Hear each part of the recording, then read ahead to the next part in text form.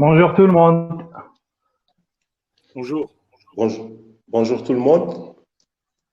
C'est toujours un plaisir de vous voir regroupés. Je voudrais avant tout vous remercier pour votre disponibilité et pour votre temps. Je me présente, Abdelwahab Gerfi, superviseur médical du laboratoire Infamidis, gamme cardio-diabète.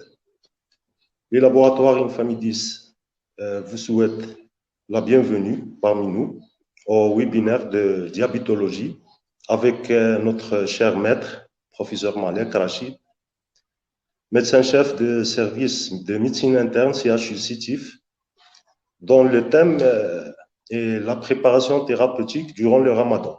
Vous connaissez bien sûr l'intérêt de cette conduite à tenir pour les malades diabétiques type 2. Et sans avoir tardé, je laisse la parole à notre directeur marketing et vente, M. Aïtali Hassan. Bonsoir tout le monde. C'est M. Hassan Aïtali, directeur marketing et vente des laboratoires Infamidis. Tout d'abord, je tiens à remercier tout le monde de leur disponibilité et de leur présence à ce webinaire. Je remercie particulièrement notre cher Rachid Malek, professeur en médecine interne. Marhaba bik, professeur. Donc, qui va nous animer, bien entendu, un thème qui est très important. On est à l'approche du mois de Ramadan, Inch'Allah. Donc, qui va être animé par professeur Malek sur le diabète et Ramadan. Je laisse la parole au professeur Adel Ben Taleb, notre chargé de communication. Et je dis bon courage à tout le monde et bon webinaire. Merci Hassan. Donc, bonjour tout le monde, c'est Adel Ben Taleb, chargé de la communication. Je vais vous faire une petite présentation rapide de la plateforme. Donc, vous avez la partie chat, là où vous pouvez noter toutes vos questions, toutes vos expériences, vos retour terrain. Donc, nous allons noter les questions et à la fin de la séance, nous allons les poser, moi et mes collègues, au professeur qui répondra bien sûr à toutes vos questions. Donc, je vous dis bon courage et je cède la parole au professeur Malek. Merci beaucoup. Bismillah ar-Rahman ar-Rahim. Merci à Infametis, merci Hassan, merci Adel, merci Wahab. Merci professeur. Donc, tout le monde pour l'invitation et pour tout ce que vous avez fait par rapport à cette préparation et aussi à la préparation de la nouvelle étude puisque vous nous offrez votre plateforme pour réunir les différents participants à la prochaine étude qui a déjà commencé. Donc, c'est d'autant plus, ça me fait honneur de vous présenter les recommandations du Ramadan. Donc, je suis le professeur Malek Rachid, par Reda. Donc, Adel, peut-être qu'il y a une erreur Voilà. Non, quand vous vous présentez, je me présente. Bien sûr. Et je suis donc co-auteur des recommandations d'art IDF, donc international. Vous savez que ces recommandations, donc je clique uniquement sur la présentation, je m'installe. Voilà. Non. Donc, bon. vous savez que ces nouvelles recommandations viennent juste d'être publiées et donc ça nous a juste donné le temps de se préparer pour une nouvelle étude et je compte évidemment sur tous les médecins pour m'accompagner dans cette grande aventure qui haussera sans aucun doute la place de l'Algérie au sein de ces recommandations. Donc, je mets Next, voilà. Donc, pourquoi on a mis en évidence ces recommandations, pourquoi on les a updatées, parce que tout simplement, le nombre de diabétiques ne cesse d'augmenter à travers le monde et quand les diabétiques augmentent, les musulmans diabétiques également. Et vous, les praticiens, avez besoin de clarification sur les anciennes recommandations. Il était parfois difficile de faire la part entre un risque très élevé et élevé, et surtout par rapport à certaines médications.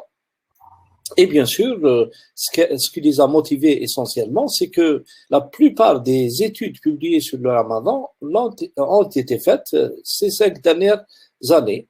Et on a eu même des études randomisées, contrôlées, etc. Ce qui a renforcé donc les preuves et le niveau des recommandations d'art IDF international. Et bien sûr, on est toujours dans la problématique du diabète qui est que les patients persistent à jeûner et s'obstinent à jeûner malgré leur score élevé au risque ou moyen risque et ils persistent donc ce qui nous amène à aller vers un accompagnement et surtout faciliter la tâche à nos patients et à nos praticiens pour rendre ce mois de Ramadan sacré aussi donc apprécié par tous. Ceci étant dit, donc le rationnel, c'est que, comme je vous l'ai dit, il était urgent de fournir des détails sur la prise en charge durant le Ramadan. Et l'idée principale, c'est d'homogénéiser, c'est-à-dire de parler le même langage. Vous allez vous rendre compte que peut-être durant ce mois, j'ai déjà communiqué une dizaine de fois sur les recommandations à travers ici l'Algérie ou l'international. Mais notre but dans l'équipe du DAR et de l'IDF, c'est d'homogénéiser les messages. Il n'est pas question qu'un tel dise une chose et l'autre dit le contraire. Donc, il faudrait essayer de parler le même langage afin de ne pas embrouiller les patients, parce que les patients sont parfois dans une situation où ils ne savent pas. On leur dit de jeûner, d'autres disent non, etc. Deuxièmement, c'est fait grâce à l'association de la Fédération internationale du diabète et de l'Alliance internationale du diabète et du Ramadan, donc présidée par le docteur Hassaïn. Et puis, nouvelle orientation, nouvelles médications, et ces nouvelles médications vont permettre de jeûner dans des conditions peut-être plus safety, notamment en parlant de l'hypoglycémie. Et bien sûr, beaucoup de questions se posaient pour le diabétique de type 1. Ben, de nouvelles études ont fait que certains diabétiques de type 1 pourraient jeûner dans certaines conditions, évidemment. Il n'est pas donc à savoir que les patients diabétiques ont beaucoup de comorbidités et il faut absolument tenir compte surtout des comorbidités cardiovasculaires, de l'insuffisance rénale qui était inclus dans le score de classification des patients diabétiques. Le jeûne du Ramadan donc fait partie des 5 piliers de notre islam. Et bien sûr, il a donc une dimension religieuse, spirituelle et socio-culturelle. C'est pour ça qu'il faut comprendre les patients qui s'obstinent à jeûner par rapport peut-être à ça. Mais bon, il y a plus fort et notre religion interdit évidemment le suicide, interdit de mettre en danger son corps. Donc en fait, il faut avoir tout cet esprit critique et surtout esprit culturel, et vous allez comprendre que même les religieux sont d'accord avec les médecins. Donc cette incapacité chronique de la maladie liée au diabète normalement autorise les patients à ne pas jeûner et est compensé par une fidya, un don dérisoire par rapport à la somme décidée pour le nombre de jours qui ne sont pas jeûnés. Évidemment, il y a une influence de la période, de la météo, de la géographie, et bien sûr, il faut bien connaître tous les facteurs de risque qui peuvent interférer avec le jeûne durant le Ramadan. Il y a aussi donc le processus de collaboration, et il y a trois sortes de personnes qui doivent collaborer durant le Ramadan. Vous, les professionnels de la santé, les patients et la famille.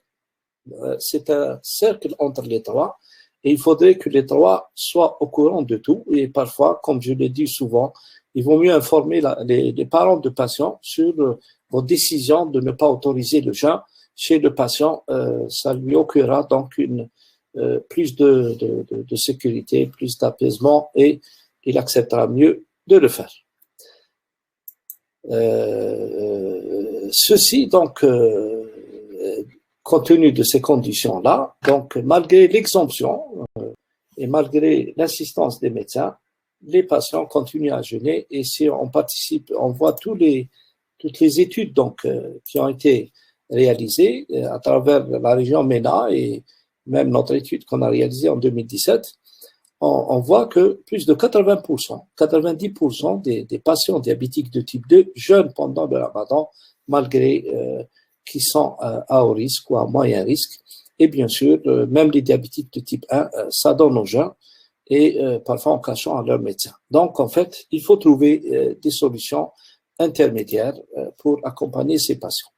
Donc, ces décisions médicales sur le jeûne ont été bien présentées. Professeur, Oui, pardon, je pense il y a un souci. Apparemment, on n'est pas en train de voir l'écran. ah bon? Ce que je recommande, c'est on va stopper, si ça vous dérange pas, on va relancer la présentation. D'accord. OK. On va revenir sur cette slide. Une minute. Parce qu'apparemment, ça bloque chez quelques participants. Ça ne passe Voilà. pas?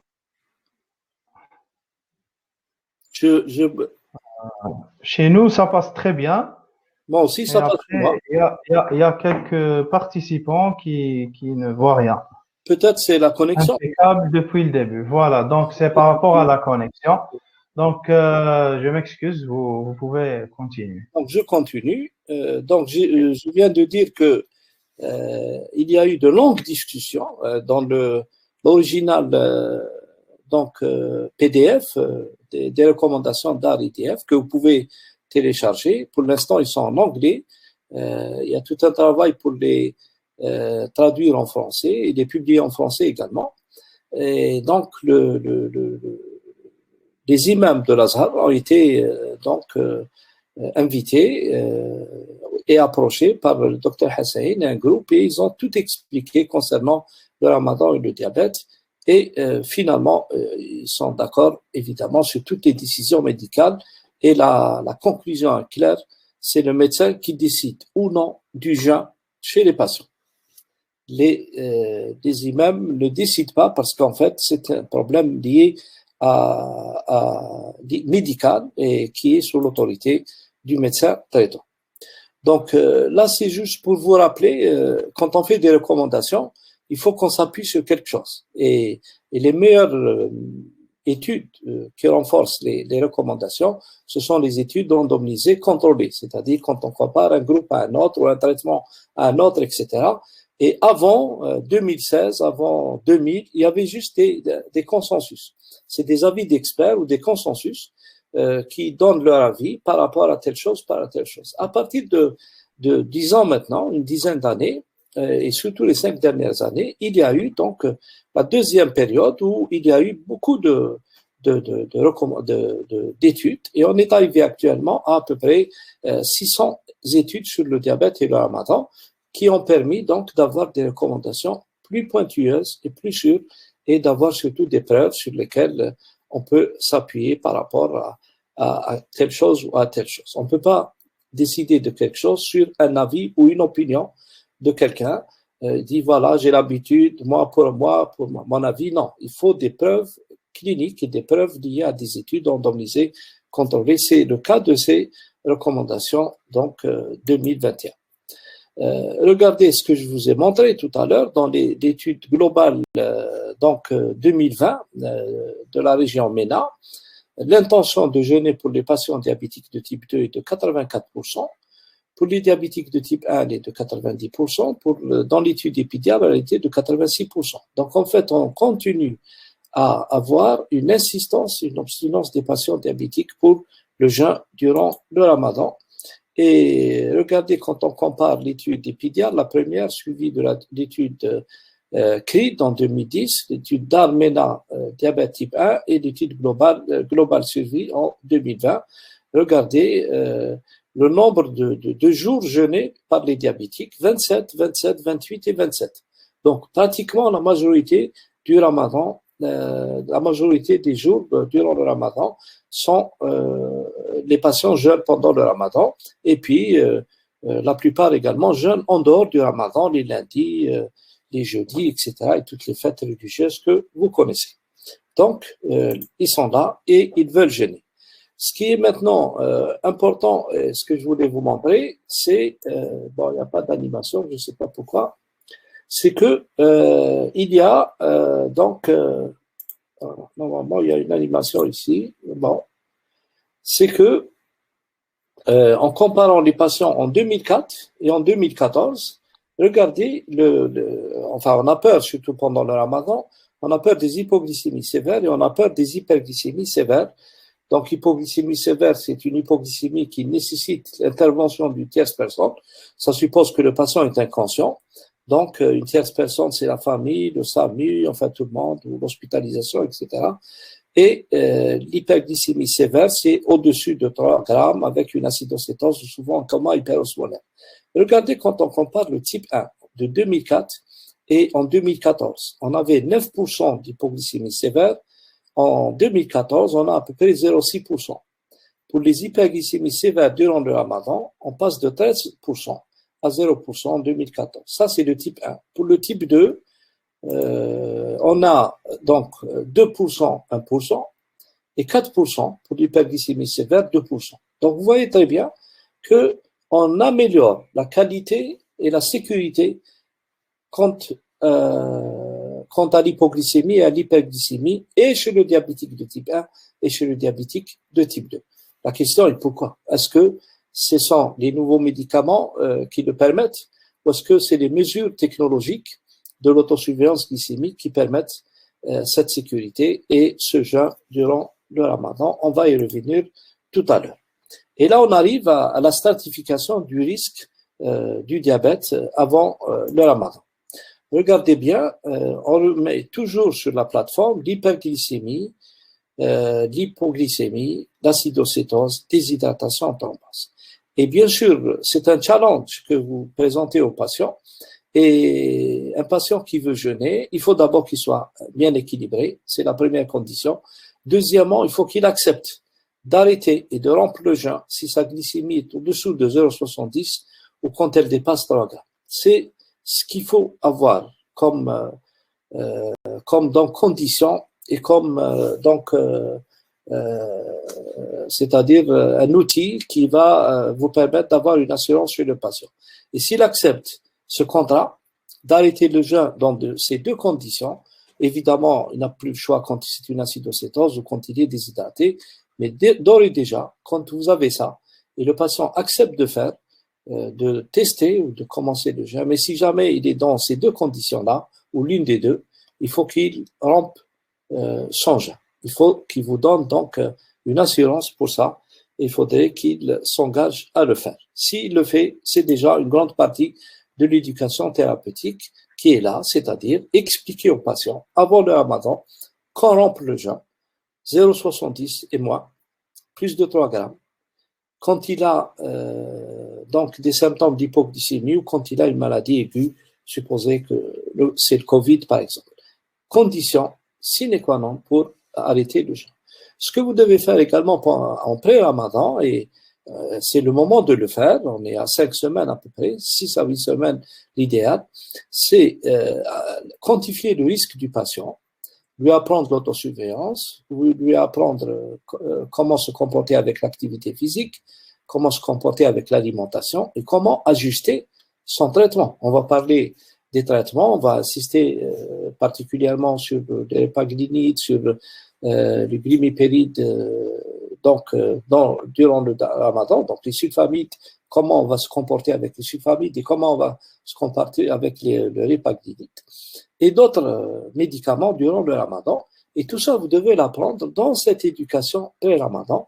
Et chaque malade, vous allez, il y a des éducations communes à tous, c'est-à-dire la quantification de risque, vous la faites pour tout le monde, l'autosurveillance pour tout le monde, mais pas avec le même rythme.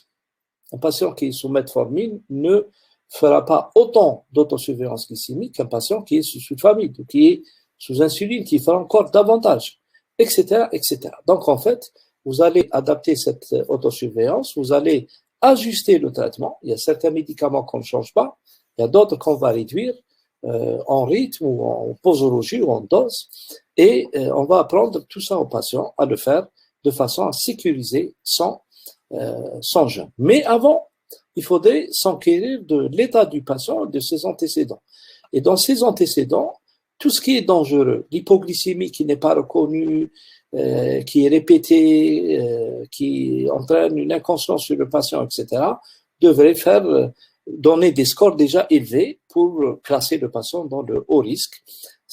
Par exemple, une insulinothérapie à base de basalbolus est plus sujette à donner, par exemple, une hypoglycémie. Donc, le score est assez élevé. Ensuite, les prémix, ensuite la basale. Et vous allez donc, plus vous montez dans la surenchère dans les traitements médicamenteux, et plus le risque du patient devient encore plus élevé. Et bien sûr, il y a l'âge du patient, il y a la présence ou non de grossesse, il y a l'atteinte rénale, l'atteinte cardiovasculaire, etc. Tout ça est scoré. Vous allez voir qu'à chaque élément, on va avoir donc un score qui vous permettra de classer vos patients dans de bonnes conditions. Et ces éléments-là sont des éléments liés au Ramadan, liés au diabète et liés à l'individu. C'est-à-dire, si vous prenez l'individu lui-même, c'est l'âge qui compte. Il n'y a pas les mêmes risques chez l'adolescent ou un sujet diabétique de type 1 qui ont plus de risques pendant le Ramadan, surtout s'ils sont des diabétiques de type 1, qu'un sujet adulte qui n'a pas beaucoup de problèmes, ou une personne âgée qui est plus vulnérable. Le sexe n'intervient pas généralement, sauf la grossesse. Les modèles de repas, c'est nous, les Algériens, qui mangeons beaucoup pendant le Ramadan. L'activité physique, bon, il y a aucune activité en dehors peut-être des tarawih. La motivation du patient, c'est là que vous devez avoir des contrats avec le patient pour qu'il suive vos recommandations et ce que vous avez suggéré, et bien sûr des préférences personnelles. Le diabète, c'est le type du diabète qui intervient, les complications, les thérapies. Et bien sûr, deux facteurs importants, c'est l'hypoglycémie et l'accès aux soins. En parlant par exemple de bandelettes.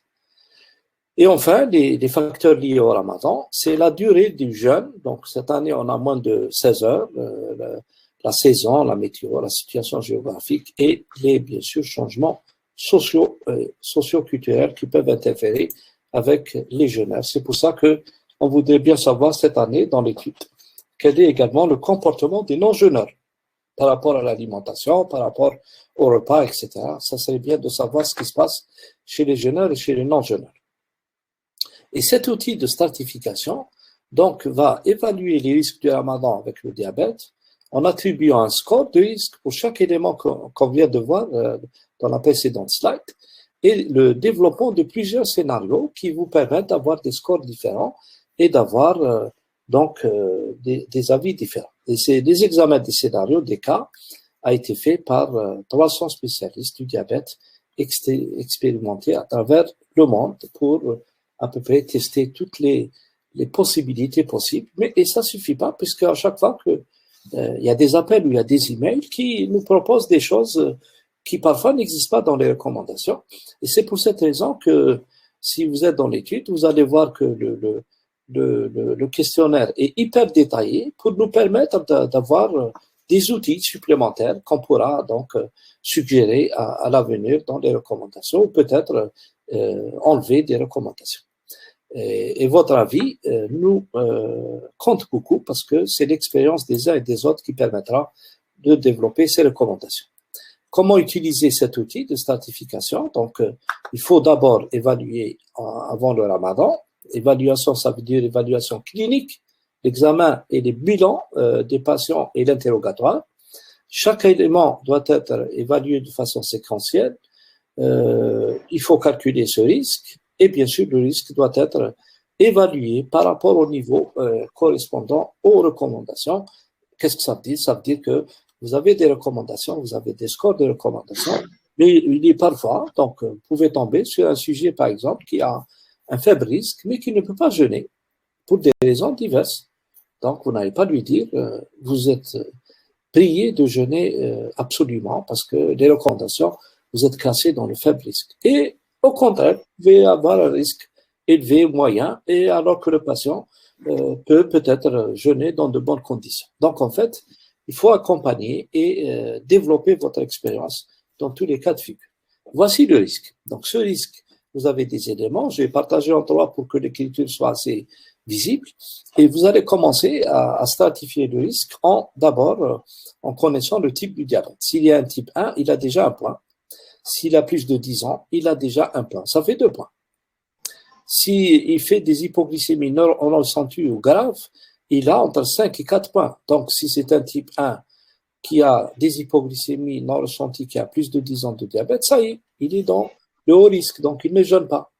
Donc, vous voyez que vous faites le calcul et l'addition de tous les facteurs, et à la fin, quand on aura terminé le tableau, vous aurez votre risque. Et vous allez voir qu'il ne reste pas beaucoup de patients qui peuvent jeûner. Donc, il y a un risque faible ou un risque moyen. Donc, si on s'attelle à vraiment faire un bon interrogatoire, on voit l'équilibre glycémique.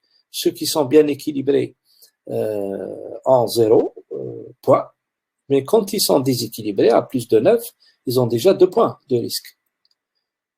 Et bien sûr, quand vous voyez sur cette colonne-là, quels sont les patients aptes à jeûner, ce sont les types 2 surtout, ceux qui ont moins de 10 ans de diabète, ceux qui n'ont pas d'hypoglycémie, ne font pas beaucoup d'hypoglycémie, et ceux qui sont bien équilibrés. Déjà, vous faites une idée sur, à partir du moment où ils sont déséquilibrés, ils ont des hypoglycémies, c'est un type 1, etc., et qu'ils ne font pas d'autosurveillance glycémique ou ne la pratiquent pas, vous êtes déjà dans le haut risque, donc les patients ne jeûnent pas. Et on continue.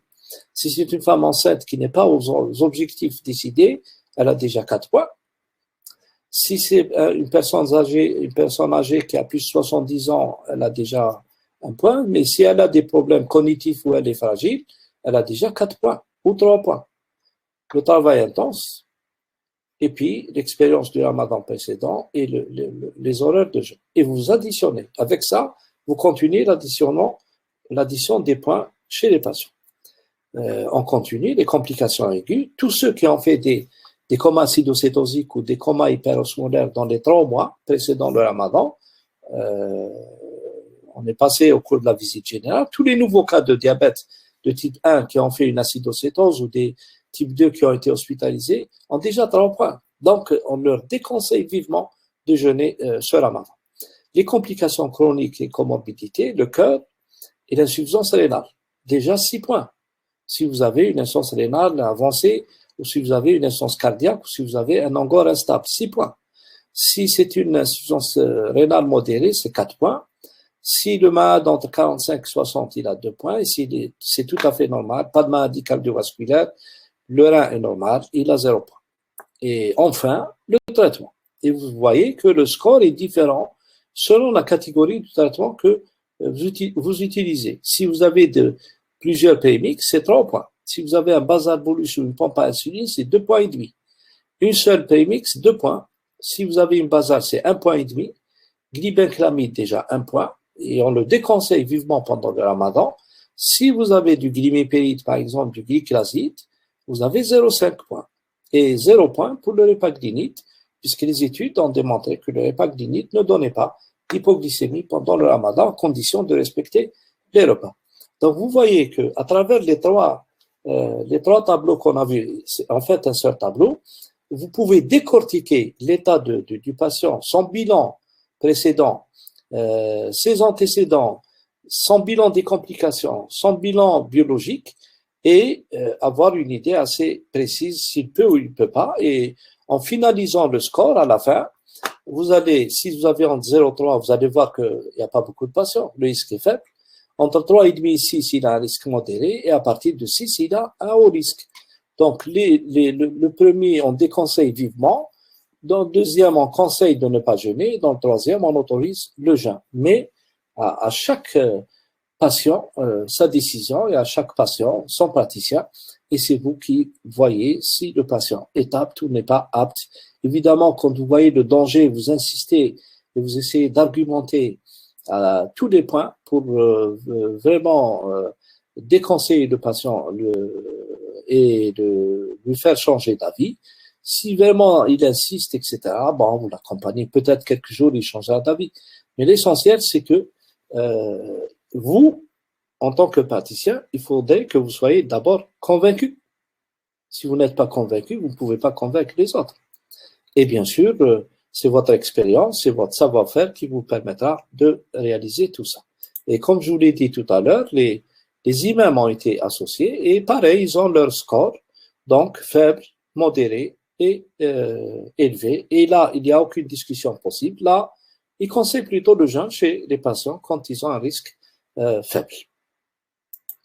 Vous avez donc toutes les pages, il y a 5 ou 6 pages écrites en arabe sur toutes les questions posées aux imams et leurs réponses avec les hadiths, le Coran, etc., qui donnent toutes les explications et étayent toutes les décisions prises dans ces recommandations. Bien. Ceci étant dit, donc, on commence par l'évaluation pré-ramadan qui doit se faire le plus tôt possible avec les éléments dont je vous ai parlé et les conseils pour éviter que le patient ait des problèmes liés à l'hyperglycémie. Il faut parler du régime, il faut parler de la nutrition, il faut parler de l'activité physique et tout. Et bien sûr, regarder ce qui se passe après le ramadan en regardant ses glycémies, regardant l'hémoglobine glyquée et si le patient a eu des complications, il faut les noter ou une hospitalisation durant le ramadan. Donc, en fait, les items que vous allez donc entreprendre, j'ai repris un peu ce que vous avez sur le tableau en petit, c'est la quantification du risque. Vous dites au patient, vous êtes à risque élevé ou à risque modéré ou à risque faible. Et donc, vous dites, je vous conseille de ne pas jeûner ou je vous déconseille vivement de jeûner ou il est possible de jeûner mais avec des conditions, etc. L'autosurveillance, vous devez vous assurer que le patient peut le faire et a les moyens de le faire. Les boissons, qu'est-ce qu'il doit boire, comment, et beaucoup d'eau pendant la période d'attention et l'iftar. L'activité physique qui peut se résumer surtout au tarawih ou une marche après l'iftar, mais il est déconseillé de faire l'activité pendant les heures de jeûne. L'ajustement des médicaments pendant le jeûne, corrompre le jeûne. Et quand vous dites autosurveillance, vous devez expliquer aux patients les signes d'hypo et d'hyperglycémie. L'apport de la technologie, on est plus tranquille quand on a une mesure continue, par exemple les malades qui ont le freestyle libre, donc peuvent jeûner dans d'excellentes conditions. Et puis le rôle des éducateurs dans l'éducation du diabète avant le ramadan. Donc tout ça doit être bien expliqué aux patients.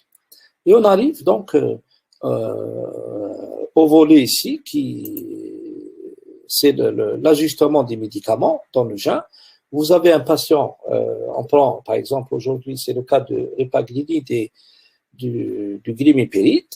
Donc vous avez le patient, il est sous l'un des deux traitements, on ne peut pas bien sûr les associer, et vous donnez des recommandations vis-à-vis de ces thérapeutiques, puisque vous avez lu, vous avez des recommandations, vous avez un support de publication par rapport à l'utilisation de ces médicaments et par rapport au risque. Et vous pouvez donner donc toute l'explication aux patients et décider qu'ils jeûnent ou qu'ils ne jeûnent pas. Et vous avez donc sur les recommandations, donc les ADO, donc vous parlez des glitazone, du ripaglinide, des analogues de GLP-1, les inhibiteurs de TPP4, les SGLT2, les sulfamides, l'insuline basale, rapide et PMX. Et entre parenthèses, ce sont le nombre d'études randomisées contrôlées qui ont été référenciées et mises dans ce recueil de recommandations, donc 2021. Regardez, ce que vous devez déjà vous mettre dans l'esprit, c'est le nombre de points par rapport au traitement que reçoit le patient. Je vous ai déjà parlé de ça et vous voyez que les patients, le type de traitement que partage le traitement ne donne pas le même risque. Et bien sûr, si vous êtes chez un patient qui est sous metformine, qui est sous inhibiteur des DPP4, qui est sous analogue de GLP-1, qui est sous metformine, zéro. C'est-à-dire, on n'a pas de risque particulier pendant le ramadan. À partir du moment où le patient est sous glycrazide, glimépiride ou ripaglinide, il a un demi-point de risque. Le glibenclamide, plutôt dangereux, on déconseille vivement pendant le ramadan. Une fois que c'est l'insuline, c'est 1,5 point. Basal, PMX, c'est 2 points. Quand on est à basal bolus, on est à 2,5 points. Et quand on est à 2 à 3 PMX, on est à 3 points. Donc, en fait, déjà, vous vous faites une idée sur le risque par rapport à la thérapeutique que reçoit votre patient. Ensuite, la carbose, on ne change rien. Pendant le ramadan, il n'y a pas de risque d'hypoglycémie. Pour les glitazones, on ne les a pas, mais même si on les avait, il n'y a pas de risque également. Les inhibiteurs de DPP4 ne nécessitent pas de modification du traitement. Pour les analogues, on les titre avant le ramadan pour que le patient s'accommode surtout aux effets de nausées et de vomissements. 2 à 4 semaines, on les titre, mais ensuite, pendant le ramadan, on ne fait rien. Aucun ajustement n'est nécessaire. Pour les inhibiteurs des SGLT2, on fait attention à l'hypovolémie, la déshydratation. Et bien sûr, si c'est des glinites, on réduit à 2 doses, puisque pas de repas, pas de glinite. La règle, vous la connaissez. Et donc là, s'il prend de l'épaglinite, il faut qu'il prenne au moment du phtor. Et attention, si le malade ne prend pas de phtor, vous ne donnez pas la deuxième dose. Sinon, vous pouvez donc lui administrer. Donc, la metformine, pas de changement. Donc, c'est les prises qui changent uniquement. Si le malade a 3 prises, vous les transformez en 2 prises. Mais la dose de la metformine ne change pas. Le malade est sous 2000, vous laissez 2000. Il est sous 1500, vous laissez sous 1500. Il est sous 700, vous laissez sous 700. Il est à 2000 mg, vous laissez à 2000 mg. Donc, il n'y a pas de changement de la dose de la metformine. Plutôt supprimer la dose de midi, par exemple, et la rabattre sur la dose du phtor, ou sinon mettre de 1000 2 fois. Ça dépend des patients, mais pas de réduction donc de la metformine. Ceux qui vont participer à l'étude, donc devront appliquer les recommandations du DAR et ne pas changer les doses de metformine après l'éducation de leurs patients. Le repaglynide, donc il y a eu plusieurs études sur le repaglynide, comme je vous l'ai dit tout à l'heure, 5 études. Et la conclusion de ces études sur le repaglynide, c'est que le risque d'hypoglycémie chez les personnes qui font le jeûne est faible. La dose quotidienne de sécrétagogue d'insuline à action courte, basée sur une posologie de 3 repas, peut être réduite ou redistribuée à 2 doses pendant le ramadan en fonction de la taille des repas. Et donc, en fait, on peut jeûner grâce à ces études qui ont démontré l'innocuité du repaglynide chez les patients pendant le ramadan. Mais, comme je vous l'ai dit, si on arrive à développer notre étude, je vous rappelle que la première, on a eu 1 millier de patients à travers 25 wilayas en Algérie. Donc, j'espère vivement qu'on pourra donc atteindre le maximum de wilayas et dépasser 1500 patients. Et si on a des informations supplémentaires à apporter par rapport à la glycémie, l'hypo, l'hyper, on pourra renforcer encore davantage ces recommandations et l'utilisation de certains produits par rapport à d'autres. Les sulfamides, on va dans un créneau un peu plus fort, c'est-à-dire que dès qu'il y a sulfamide, il y a un risque supplémentaire d'hypoglycémie pour les patients. Qu'est-ce qu'on fait quand on a des sulfamides hypoglycémiques? Si le MAD est bien équilibré, on réduit au début la dose de sulfamide. Par exemple, supposez que le patient est sous repaglynide ou sous glyclaside pendant le ramadan. Là, au début du ramadan, vous allez réduire la dose. Supposez qu'il est sous 6 mg de glimépéride. Donc, vous allez donner peut-être 5 ou 6 mg au début du ramadan et ensuite ajuster en fonction de la glycémie postprandiale et de la glycémie à jeun et aboutir peut-être à la dose qu'il avait avant. S'il est bien équilibré, vous réduisez. S'il n'est pas bien équilibré, s'il a une hémoglobine glyquée supérieure à 7,5, 8, etc., vous ne réduisez pas la dose, vous laissez la même dose et vous la donnez au repas du phtor. C'est une prise par 24 heures. Si le patient prend deux posologies de sulfamide, vous devez réduire la dose du sahar et laisser la même dose au phtor pour éviter les hypoglycémies pendant le ramadan. Et ce qui est conseillé également, c'est que le glibenclamide doit absolument être arrêté pendant le ramadan et être switché vers soit le glyclaside, soit le glimépéride. Et là, vous aurez une sécurité sur l'hypoglycémie. Vous allez voir que dans les études, le risque d'hypoglycémie n'est pas du tout le même pour tous les sulfamides hypoglycémiants. Regardez ici, vous avez la comparaison entre les différents sulfamides hypoglycémiants, tous les sulfamides hypoglycémiants, 20% à peu près de risque d'hypoglycémie, glimépéride 17, glyclaside 14, glibenclamide 28, glipizide 28. Donc, on est là. Si vous avez un sulfamide, excusez-moi, vous ne sortez pas de ces deux sulfamides hypoglycémiants. Et bien sûr, vous avez votre expérience personnelle. Cette expérience vous permettra de continuer le sulfamide que vous utilisez déjà chez le patient, en jouant bien sûr sur 2 facteurs déterminants, la prise unique, une posologie par jour, c'est important, votre expérience, l'habitude du patient et ce qu'il a l'habitude de prendre avant le ramadan.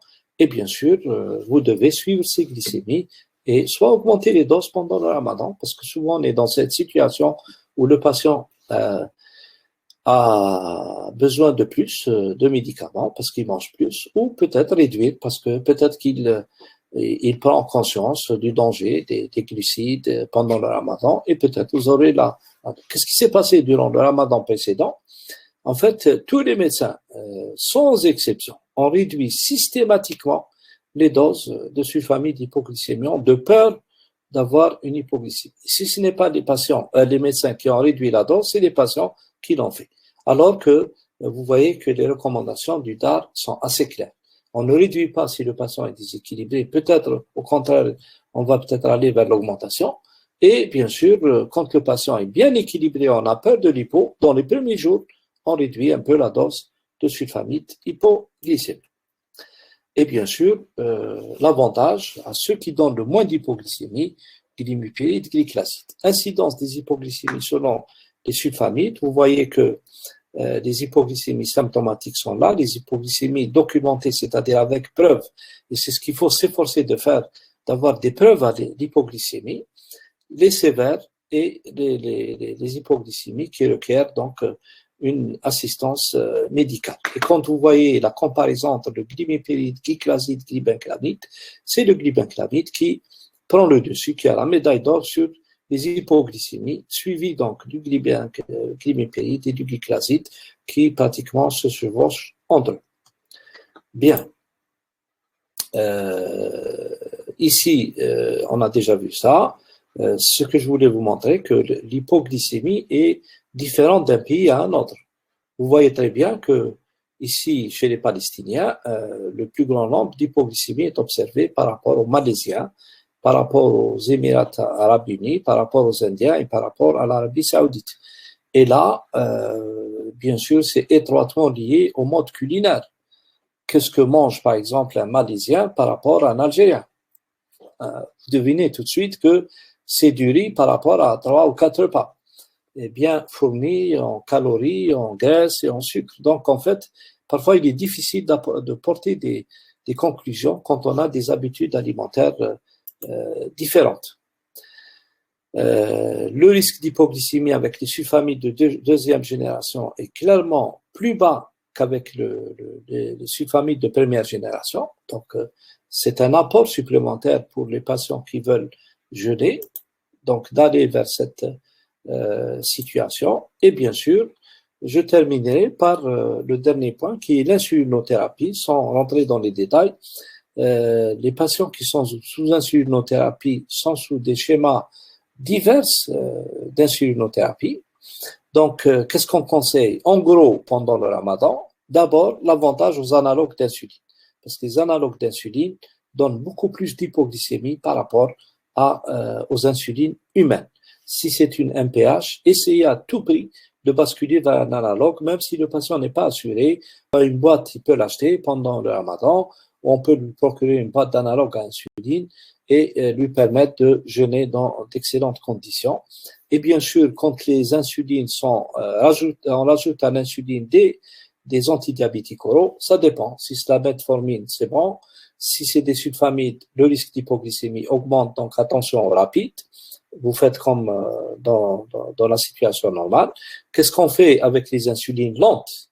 On réduit de 15 à 30% l'insuline lente au début du ramadan, au moment du phtor. Donc, on n'attend pas 2 heures pour l'injecter, on l'injecte immédiatement au moment du phtor. Et ensuite, on ajuste la dose d'insuline. Quand c'est des rapides, on ne peut pas donner plus de 2 rapides, donc une au phtor et une au suhoor. Quand c'est des prémix, une prémix, ça passe au niveau du phtor. Si c'est 2, donc on donne la pleine dose au moment du phtor. La deuxième dose, on est obligé de la réduire de 50% pour éviter les risques d'hypoglycémie après le suhoor. Et on ajuste en fonction d'un tableau que vous avez dans les recommandations et on essaye de minimiser les risques d'hypoglycémie. L'essentiel, c'est que le risque le moindre d'hypoglycémie, c'est avec l'insuline basale. Elle donne le moins d'hypoglycémie, comme dans la vie réelle. Ensuite, les prémix, ensuite les rapides, évidemment. Et on essaye de renforcer l'autosurveillance glycémique. Plus le patient a un nombre d'injections élevé, plus le nombre d'autosurveillance augmente. Et souvent, on est amené à faire 6 glycémies au moins pendant le ramadan chez les patients qui ont une double ou une triple injection d'insuline, en essayant de minimiser le plus le risque d'hypoglycémie et bien sûr d'augmenter le nombre d'études pour avoir plus de satisfaction et plus de force. Donc, qu'est-ce que je dirais en conclusion? Que le jeûne durant le ramadan est possible chez les patients diabétiques de type 2 à condition de réaliser une éducation thérapeutique pré-ramadan avec évaluation de son score de risque. L'éducation est indispensable avec ajustement du traitement et l'autosurveillance glycémique. Les sécrétagogues de courte durée d'action sont à faible risque d'hypoglycémie, insister sur la nécessité de la prise du repas. Et pour les sulfamides, ils sont ajustés en fonction de l'équilibre glycémique du patient. et du type de sulfamide hypoglycémiant. Ceux qui sont recommandés sont le glyclaside et le glimépiride, pas de glibenclamide, s'il vous plaît. Réduction des doses au début de Ramadan chez les personnes bien équilibrées. Arrêter de préférence le glibenclamide et sécuriser la sécurité du patient. C'est les deux sulfamides de deuxième génération sur lesquels on insiste longuement. Et je vous remercie. Je suis à votre disposition si vous avez des questions.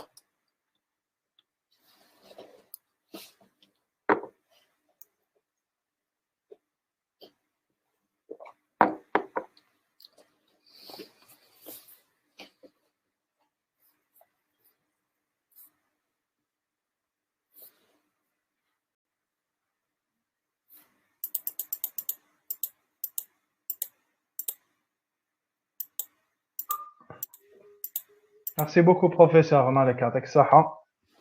Merci. Est-ce qu'il y a des questions? Oui, bien sûr. On va commencer par la première question. Oui.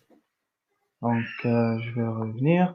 Alors, pour l'autosurveillance, quel horaire faire les tests et durant combien de jours si tout va bien? Merci déjà pour la question. Vous voyez bien que c'est une question d'expert. Parce qu'en fait, là, on reconnaît le praticien à son expertise, c'est-à-dire que on discute plus l'indication de l'autosurveillance glycémique, mais on discute plutôt son rythme. Si j'ai bien compris, est-ce qu'on va le faire tout le temps, de la même façon? Est-ce qu'il faut renforcer l'autosurveillance glycémique pendant les premiers jours, ensuite la ralentir si tout va bien? La question a plusieurs réponses possibles. Donc, la première, c'est que le nombre d'autosurveillance glycémique n'est pas le même. Si c'est un patient qui est à faible risque ou à moyen risque, on peut se contenter de 2 à 3 glycémies. Pour ma part, et ce que je recommande à tous mes patients, c'est que minimum, ils aient une glycémie à jeun. C'est ce que représente à peu près 8 heures de jeûne après Sahur. Donc, on tombe souvent dans 16 heures de l'après-midi où on peut se contenter de la glycémie pré-iftar, avant le ftar. C'est l'équivalent de la glycémie à jeun. Et je leur recommande également de faire une glycémie postprandiale après le ftar, 2 heures après. C'est très important parce que nos patients mangent énormément, indépendamment de tous les traitements qu'ils reçoivent, même si c'est de la metformine ou qu'il est à faible risque, etc. On a besoin de ces 2 glycémies pour vraiment voir l'hypo et l'hyperglycémie. Ensuite, en fonction du traitement que vous allez faire subir aux patients, le nombre d'autosurveillance glycémique peut augmenter. Bon, à la metformine, vous pouvez vous résumer à 2. Tous les autres traitements inhibiteurs de DPP4, analogues de GLP-1, on peut se contenter des 2 ou d'une maximum. Sinon, à partir du moment où on a des sulfamides hypoglycémiants, il faudrait regarder au moins 3 glycémies, 3 autosurveillances glycémiques par jour. Et bien sûr, en fonction de ce que fait le patient. Est-ce qu'il prend son repas du soir? Est-ce qu'il ne le prend pas? S'il ne prend pas le repas du soir, on est plus ou moins tranquille durant la journée et on va réduire peut-être le nombre d'hypoglycémies. Mais s'il prend, par exemple, un sulfamide pendant le soir ou une insuline pendant le soir, on est obligé de regarder ce qui va arriver au lever quand il se réveille. Et vers midi à peu près, c'est là où on a le plus de risque d'hypoglycémie, surtout avant le ftar, soit en fin d'après-midi, soit avant le repas du ftar. Donc ça peut aller avec le nombre d'injections d'insuline à 3 ou 4 et on peut arriver vite à 6. Et la glycémie que vous ne devez pas oublier, c'est la glycémie que doit réaliser le patient à tout moment. S'il ressent des signes d'hypoglycémie, d'hyperglycémie, c'est des signes que vous devez expliquer dans l'éducation pré-Ramadan, ou s'il sent un malaise, ou s'il ne se sent pas bien, etc., il peut faire une glycémie à tout moment. Donc, pour permettre ça, il faudrait que le patient dispose de suffisamment de bandelettes pendant le Ramadan et bien sûr, il est recommandé d'avoir une boîte supplémentaire pendant le Ramadan. Deuxième partie de la question, est-ce qu'il faut maintenir l'autosurveillance durant le Ramadan? Ça dépend. Ça dépend. Si on est, par exemple, dans l'histoire de l'étude, etc., évidemment, plus on a d'informations, et mieux ça vaut. Maintenant, si on se réfère aux nouvelles technologies, ce qui est conseillé le plus pour réduire les complications aiguës, les excursions glycémiques, et pour réduire la variabilité glycémique, et pour réduire le retentissement de la glycémie sur les vaisseaux, etc., il n'y a pas mieux qu'une surveillance continue. C'est-à-dire, si vous avez un patient, par exemple, qui a un freestyle libre, ben, vous pouvez faire autant de glycémie que vous faites, et c'est d'autant plus de bénéfices pour le patient, parce qu'il a été prouvé que les patients qui sont sous ce type de surveillance font réduire automatiquement leur hémoglobine glyquée, parce qu'en fait, ils font plus attention et regardent plus leur glycémie. Maintenant, est-ce qu'il faut l'arrêter pendant un certain moment? Je ne pense pas, parce qu'en fait, il y a une variabilité interindividuelle. Le jeune, il y a une activité, une physiologie qui change avec la durée du sommeil, qui devient de plus en plus diminuée. Et quand on dort moins, on est plus déséquilibré. C'est le premier facteur. Le deuxième facteur, c'est la fatigue. Le troisième facteur, c'est l'alimentation. Est-ce que les gens mangent différemment pendant le ramadan? Vous savez bien que le premier jour, c'est le hlou. Donc, pour que le ramadan soit, etc., donc, il arrive à goûter, etc. Ensuite, ça dépend des membres de la famille. Est-ce qu'il y a une personne qui fait des courses pendant le ramadan, ou tout le monde fait des courses, ou tout le monde apporte des fruits, ou tout le monde apporte des gâteaux? Et là, ça devient d'autant plus difficile pour les patients diabétiques. Si on ne les préserve pas, si on ne fait pas attention, on va les mettre en hyperglycémie. Et surtout ceux qui ne jeûnent pas, on va leur demander de manger les restes, et les restes, c'est parfois 2 ou 3 repas. Et on va renforcer le repas du phtor pour oublier qu'on n'a pas préparé pour eux le repas de midi, etc.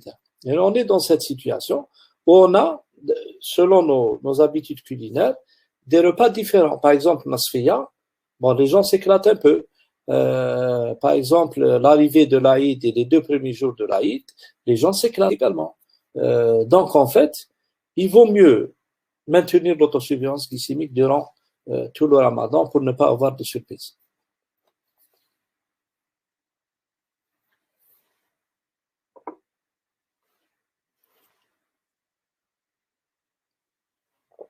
Peut-être vous avez raison de renforcer les premiers jours.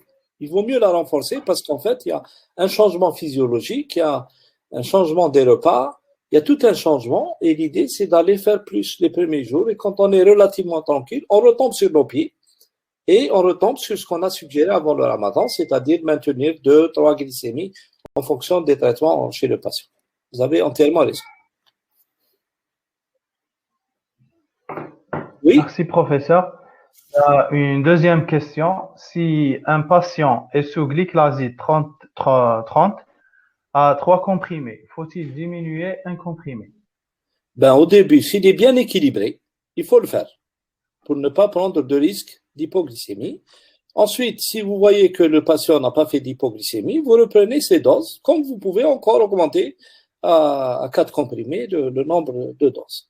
L'autre situation, le glimépiride, ça vous intéresse. Donc, si c'est 6 mg par exemple, ou 5 mg ou 4 mg, au début, si le patient a une hémoglobine au-dessous de 7, s'il a des glycémies tout à fait aux objectifs glycémiques, peut-être passer un cran de moins au début, et ensuite ajuster en fonction des glycémies postprandiales, des glycémies à jeun du patient. Et voilà, c'est tout. S'il est mal équilibré, de toute façon, il a plus de 7,5, 8, vous commencez avec la dose habituelle, au phtor, et puis vous regardez les glycémies et vous ajustez. Très bien. Merci. Donc là, c'est toujours Mohamed qui pose une deuxième. Oui, Wahab, tfadal. Dans le même concept, il y a une question. C'est un patient sur glibenclamide. Comment le switcher vers ripaglinide et à quelle dose? Qui est sous glibenclamide? Oui. Ouais. Bon, le glibenclamide est considéré comme le plus fort, il a une action forte, puissante sur la réduction de l'hémoglobine glyquée et de la glycémie, évidemment. Donc, ça dépend. S'il est sous 15 mg, il faut donner la dose maximale de glimépiride ou de glyclazide. Voilà. Le répaglinide. Il veut le switcher vers la répaglinide. La répaglinide. Il veut switcher vers le répaglinide. Donc, c'est généralement quand on est sous glibenclamide, on est sous 3 comprimés. Donc, premièrement, on n'aura pas la même puissance d'action parce que entre le répaglinide et le glimépiride, la puissance d'action n'est pas la même. Donc, en fait, moi, je conseillerais plutôt glimépiride, switcher vers glimépiride. Si vous switchez vers le répaglinide, vous pouvez le faire, mais vous aurez une puissance d'action un peu moins importante que le glimépiride. Mais il faut respecter surtout le repas avec le répaglinide. Si le patient ne prend pas de repas au suhoor, attention, même si 0,5 mg, il peut tomber en hypoglycémie. Moi, j'en ai vu. Donc, attention, pas de repas, pas de répaglinide. Donc, en fait, le choix que vous allez faire vers le switch du patient, s'il est sous glibenclamide, qu'est-ce que vous voulez? Est-ce que c'est un patient qui est bien équilibré, il frôle l'hypoglycémie, etc. Bon, pourquoi pas mettre le répaglinide à la place. Si c'est un patient plutôt déséquilibré, il faut aller vers un sulfamide qui a autant d'action, de puissance d'action que le glibenclamide. Et là, ça sera forcément le glimépiride.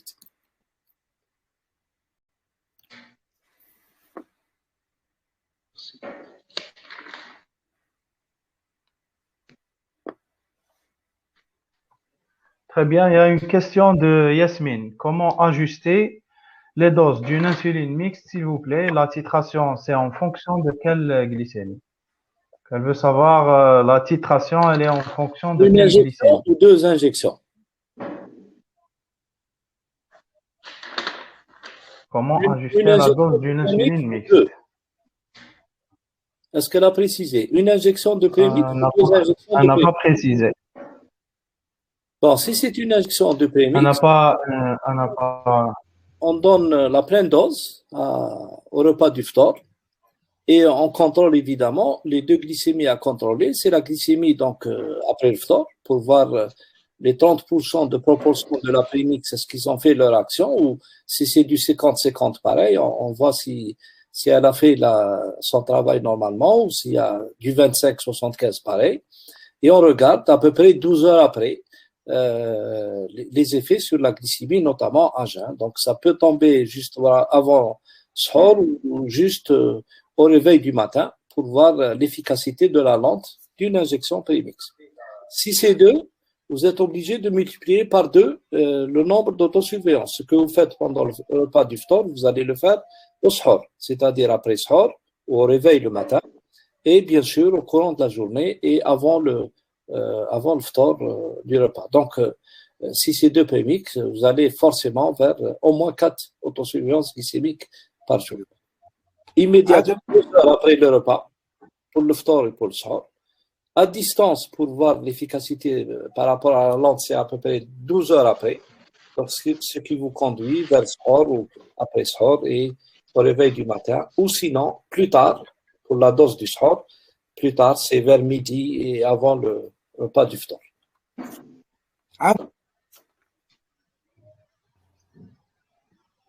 Adel. Oui, Hassan? Je voulais juste revenir par rapport à ce qu'il a dit, professeur Malek, par rapport au répaglinide. C'est vrai qu'il faut, s'il n'y a pas de repas, il n'y a pas de prise de répaglinide, c'est normal, mais juste pour dire que d'ailleurs dans nos recommandations par rapport à la prise de répaglinide, c'est repas, prise, pas de repas, pas de prise. Je voulais juste préciser ça. Il faut que les médecins nous C'est un des avantages de notre répaglinide. Hassan, je suis tout à fait d'accord avec toi. Vous faites votre travail normalement dans les notices, etc.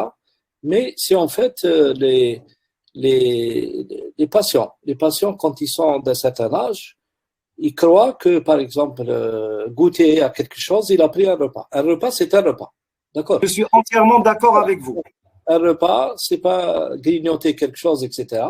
Mais ce qui nous donne l'avantage, c'est qu'il y a eu 5 études randomisées avec le répaglinide, et dans les 5 études, on a eu beaucoup moins d'hypoglycémie par rapport aux sulfamides hypoglycémiques. Exact. Je suis entièrement d'accord, professeur. Merci. Et on a besoin de votre Merci, retour, professeur. de votre retour dans la nouvelle étude pour vraiment contrôler, parce que on est parti sur le détail près, la dose avant, la dose après, Exact. sport, off-tor, etc. On a mis tous les détails. Vous allez pouvoir également, c'est ce que je vais présenter le dimanche, pouvoir directement mettre vos informations online, et je recevrai donc votre envoi immédiatement après que vous aurez terminé la saisie des informations. Donc, on essaiera de faire un excellent travail et plus on a de patients et plus on a, parce qu'en fait, quand on calcule le nombre de patients qui ont été traités dans les études, ben ça dépend. Les patients sous insuline, on est à peu près à 2000, 2900, etc. Pour le répaglinide, pareil, on est à peu près à 800, 900 patients. Imaginez qu'on a un nombre assez important et sur lequel on augmente le nombre de prescriptions de nos patients. On aura des patients sous sulfamide, on aura des patients sous répaglinide, on aura des patients sous glidimipiride, sous glyclazide, etc. Et on pourra réellement faire la différence entre tel et tel sulfamide. Quels sont ceux qui ont donné plus d'hypoglycémie, quels sont ceux qui ont donné plus d'hyperglycémie, quels sont les patients qui ont eu des soucis, ceux qui n'ont pas eu de soucis, etc. Mais ça du réel, parce qu'en fait, c'est une étude de vraie vie qu'on va faire. À la différence, c'est que on va encore les éduquer avant le Ramadan, par exemple, dire que pas de repas, pas de trucs, c'est une éducation thérapeutique, tout simplement. Sensibilisation. Passer de guinibaclamide vers un autre, c'est de l'éducation thérapeutique. Et pour améliorer la sécurité du patient pendant le jeûne. Maintenant, dès que vous jugez que le patient, pour rejoindre la question de la consoeur tout à l'heure ou du confrère, dès que vous voyez que c'est compliqué, que le patient ne peut pas assurer ses autosurveillances glycémiques, qu'il y a un risque important, il vit seul, on ne peut pas le surveiller, on ne peut pas l'appeler, etc., ben, il ne jeûne pas. C'est plus simple. D'accord? Mais malgré qu'il ne jeûne pas, il faut le suivre. On veut savoir ce qui se passe chez nos patients non-jeûneurs. Et vous avez peut-être une idée plus précise que moi. Qu'est-ce que fait un patient non-jeûneur pendant le Ramadan? Il se cache, il mange en cachette, il ne mange pas, il grignote, il fait quoi?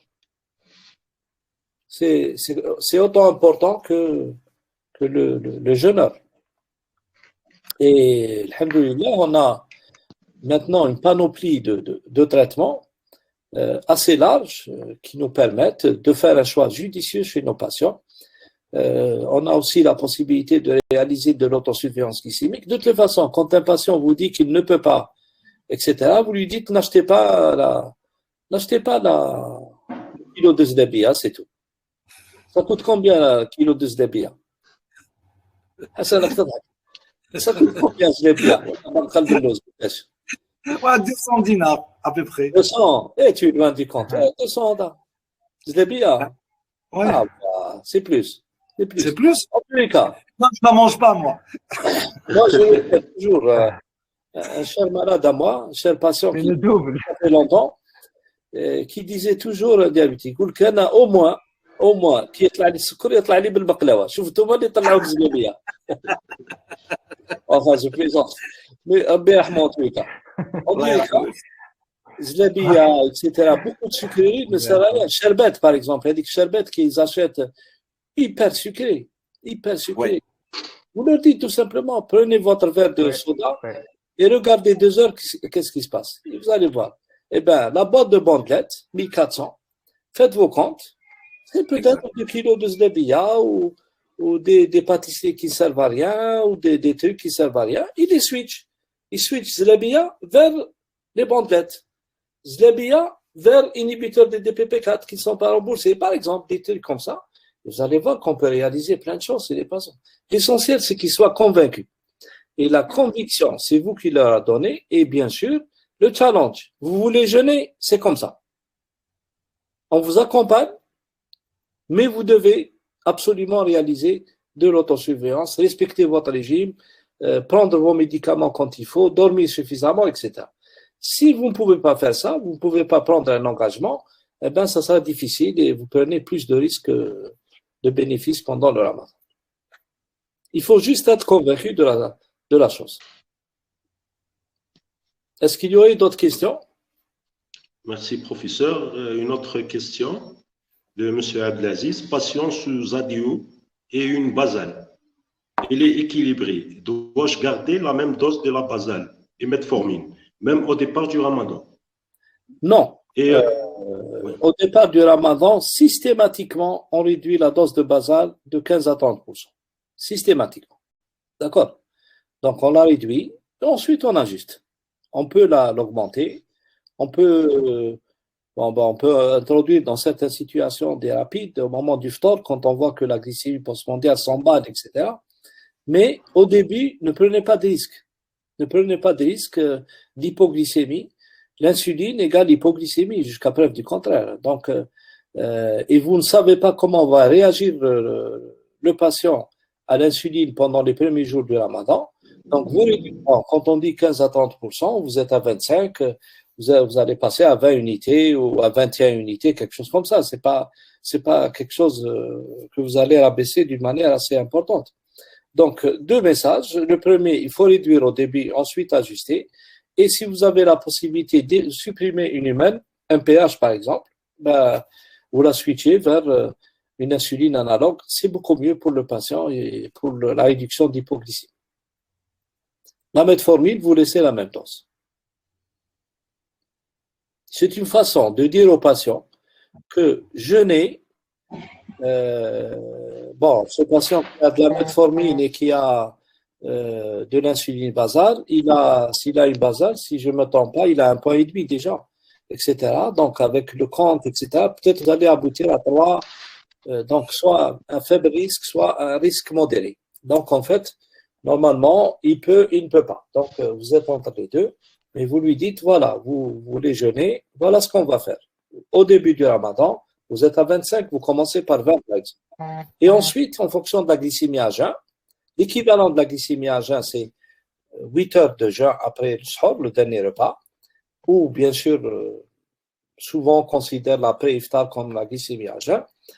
Et vous ajustez comme d'habitude, vous ajustez votre insuline. Donc, vous allez dire à ce patient, si vous avez l'habitude de faire une seule glycémie à jeun pour la basale, vous allez devoir faire 2 dans un premier temps, et peut-être qu'on va passer à 3, mais 2, c'est déjà obligatoire. Postprandial et l'équivalent de la glycémie à jeun, et bien sûr, à n'importe quel moment de la journée, si le patient ressent des signes d'hypo ou d'hyper, ou un malaise ou quelque chose qui ne va pas, parce qu'on ne sait pas ce qui peut se passer pendant le ramadan. Il y a la déshydratation, il y a plein de choses qui peuvent arriver. Et bien sûr, ça dépend aussi de votre faculté à vous contrôler pendant le ramadan. Est-ce que vous allez suivre le même régime, respecter les 60 grammes de pain habituels, ou est-ce que pendant le ramadan, il va avoir du matelot, il va avoir du pain un peu raffiné, vous allez augmenter votre... Parce qu'il va avoir du hmis également, parce qu'il les entrames se jouent, etc. Charba, du fric, ça peut également... elle est accompagnée du bourek, donc ça fait un peu plus de pâtes, etc. Et puis, voilà, donc, et expliquer un repas, par exemple, un repas test, si vous voulez, où vous leur dites, voilà, vous devez manger de la salade, un peu de charba, un bourek et le deuxième plat, mais évitez de prendre beaucoup de pain, etc. Si les dates, c'est obligatoire, donc une date, on peut dire 1 à 3, mais il vaut mieux une date, parce qu'on a le dessert qui attend, on a plein de choses. S'il mange rien entre le phtor et le suhoor, c'est bien, le patient est dans d'excellentes conditions et il peut jeûner. Mais s'il commence à manger après le phtor, etc., et puis on a quitté également, donc je coupe le phtor, donc je prends un verre de lait, de glas, etc. Il va faire ses prières, ensuite il revient, il dîne. Ça veut dire qu'il y a déjà 2 repas. Vous dites 3e repas, etc. Ce n'est plus les mêmes conditions. Donc, forcément, les repas en qualité et en quantité augmentent durant le ramadan. Et donc, forcément, on a souvent beaucoup plus besoin de plus de médicaments. Et à cause du risque d'hypoglycémie, on ne peut pas augmenter autant. Donc, allez vers les médicaments safety qui donnent le moins d'hypoglycémie possible.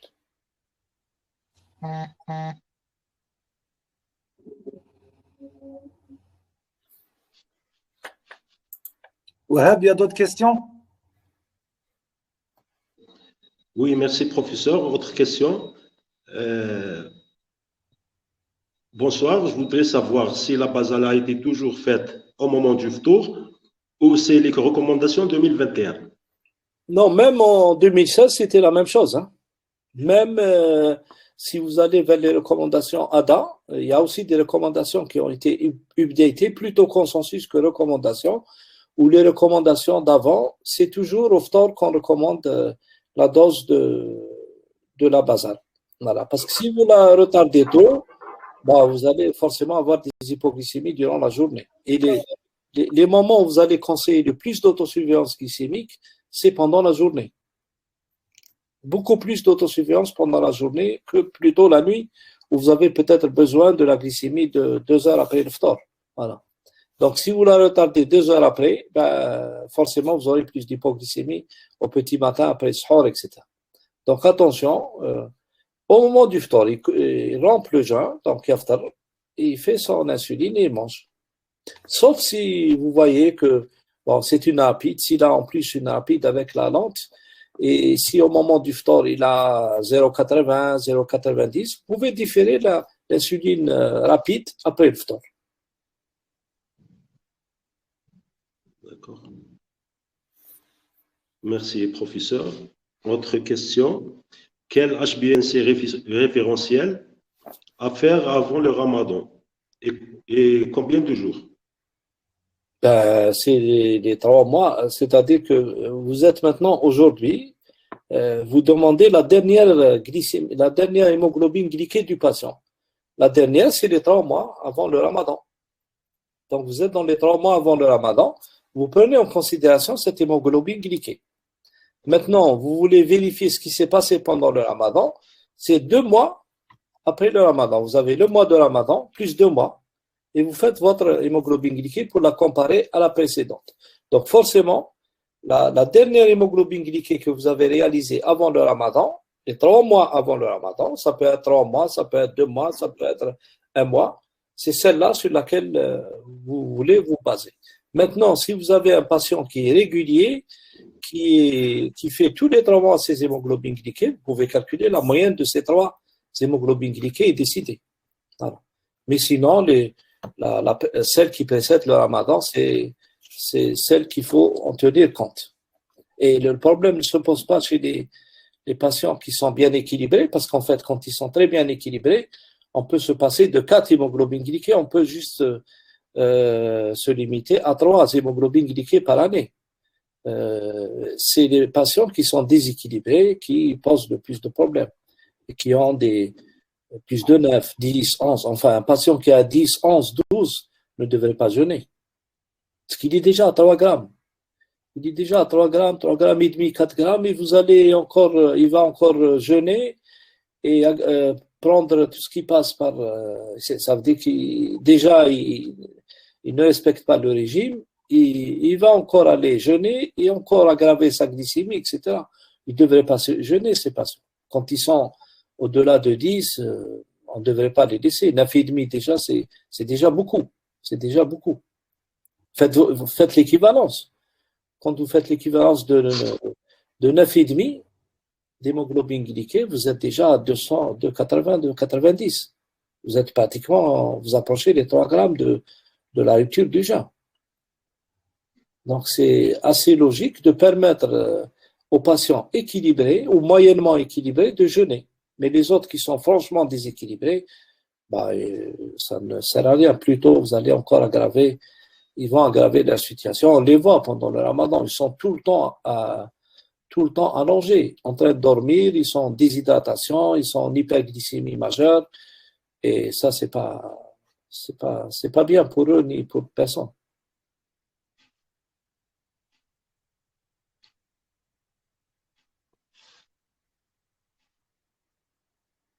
Merci, professeur. Autre question, si le patient a fait des hypoglycémies après correction, il continue à jeûner ou pas? Ben, ça dépend de. Normalement, quand il fait une hypoglycémie, il rompt le jeûne. Il rompt le jeûne et on essaye de voir qu'est-ce qui a été à l'origine de son hypoglycémie. Si c'est quelque chose qui est lié à l'alimentation, par exemple, il a omis de prendre un repas avec, il a maintenu son traitement, il a omis de prendre son repas, ou là, il a mal mangé, etc. Ça, c'est, on peut le corriger, ça ne pose pas de problème. Mais si c'est une hypoglycémie qui se répète plusieurs fois, donc là, c'est un patient qui devient dangereux. Il devient dangereux de jeûner dans cette situation.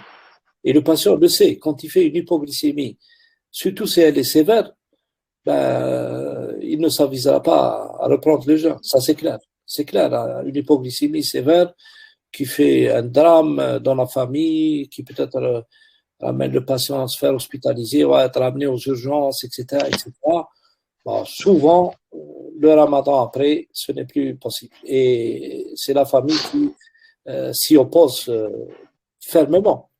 Maintenant, quand c'est une hypoglycémie symptomatique, on n'a même pas de preuve, il ressent des signes d'hypoglycémie. Bon, ça dépend des patients. Quand c'est une hypoglycémie prouvée, il a moins de 0,70 documenté. Donc, on voit à quel moment déjà elle est survenue et qu'est-ce qu'il a comme traitement.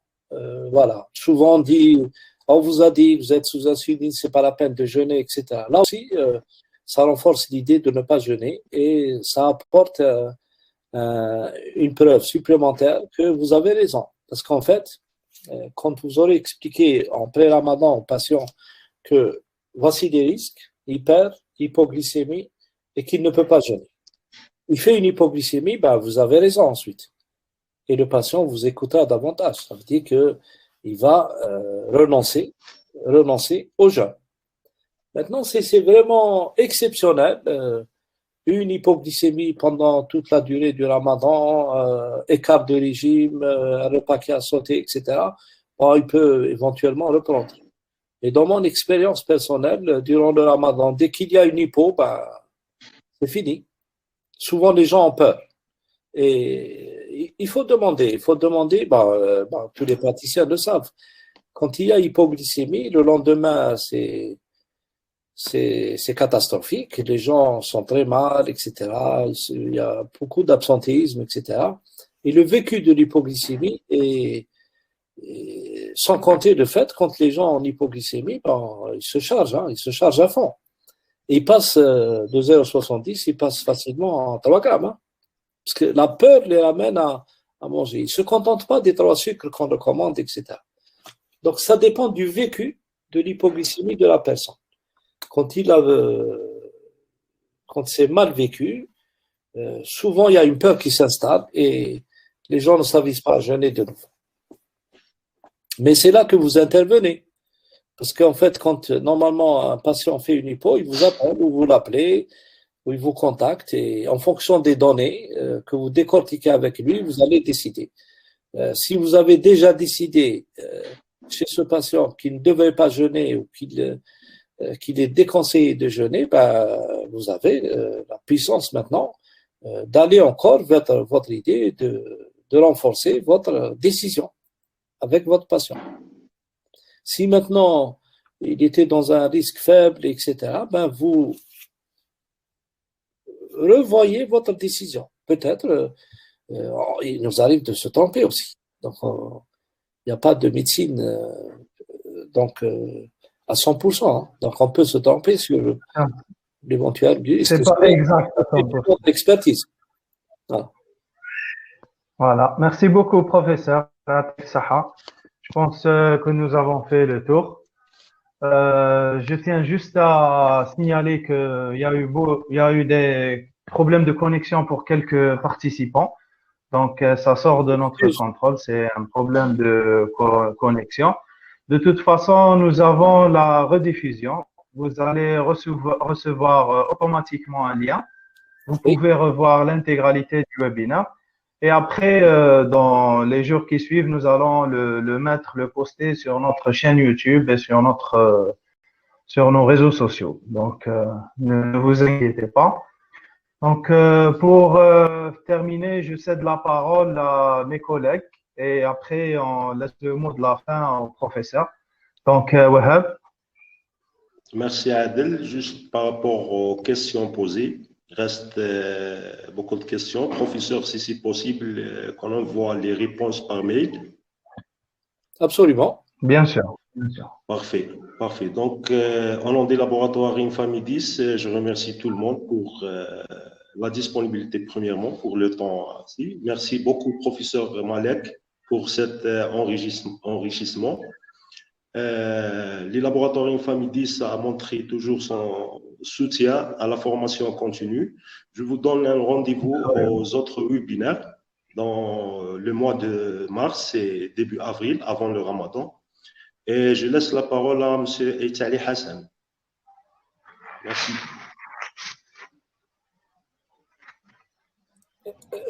Ton micro. Hassan, le micro.